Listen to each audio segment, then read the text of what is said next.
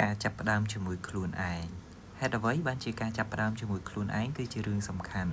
ពីព្រោះថាជីវិតរបស់យើងគឺមានតែមួយទេនៅពេលដែលយើងចង់ដើរទៅណាចង់ទៅកន្លែងណាមានតែខ្លួនយើងម្នាក់គត់ដែលជាអ្នកនាំយើងទៅកន្លែងហ្នឹងមិនថាយើងចង់ញ៉ាំអ្វីចង់លេងកីឡាអ្វីចង់ទៅកន្លែងណាគ្រប់យ៉ាងគឺសុទ្ធតែខ្លួនយើងជាអ្នកដែលគិតជាអ្នកដែលចង់អញ្ចឹងកុំរំពឹងថានរណាម្នាក់ដែលមកធ្វើឲ្យយើងសប្បាយចិត្តជារៀងរហូតបើថ្ងៃនេះមានគេធ្វើឲ្យអ្នកទាំងអស់គ្នាខកចិត្តអ្នកទាំងអស់គ្នាគ្រាន់តែសួរខ្លួនឯងងាយៗថាតើអ្នកទាំងអស់គ្នាត្រូវការគេដើម្បីឲ្យអ្នកទាំងអស់គ្នាសប្បាយចិត្តឬក៏អ្នកទាំងអស់គ្នាគ្រាន់តែសប្បាយចិត្តនៅពេលដែលមានវត្តមានគេទាំងអស់នេះសុទ្ធតែជារឿងរ៉ាវដែលយើងបានឆ្លងកាត់ប្រចាំថ្ងៃ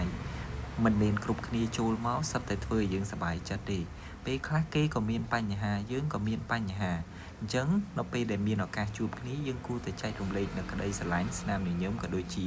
ចែករំលែកនៅពេលវេលាសប្បាយៗជាច្រើនជាមួយគ្នាកុំរំពឹងខ្ពស់ពេកពីអ្នកដទៃត្រូវរៀនដាក់នៅការរំពឹងខ្ពស់របស់យើងទើបមិនធ្វើឲ្យយើងឈឺចាប់នៅពេលខាងមុខអរគុណ